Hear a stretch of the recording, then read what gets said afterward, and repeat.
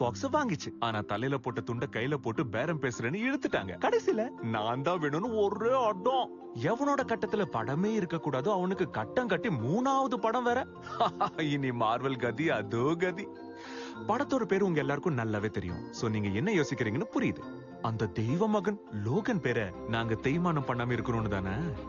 அத நாங்க கண்டிப்பா பண்ணுவோமே. ஆனா யாருக்கும் தெரியாத ஒரு சீக்கிரட்டை போட்டு உடைக்க போறேன். நம்ம லோகநாத இன்னும் சாகல. ஒத்துக்கிறேன், போன படத்துல படுக்க போட்டு பால் ஊத்துறதுலாம் உண்மைதான். ஆனா நாங்க தான் அக்னி குஞ்சுகளாச்சே, சிறகடிச்சு பறப்போம்ல. இருந்தாலும் குண்டிய உரைய வைக்கிற குளிர்ல இருக்கிற ஒரே ஒரு உள்வரின தோண்டி எடுக்கிற அளவுக்கு நான் என்ன முட்டாளா? சத்தியமா இல்ல. ஆனா என் உலகத்துக்கே ஒரு பெரிய ஆபத்து.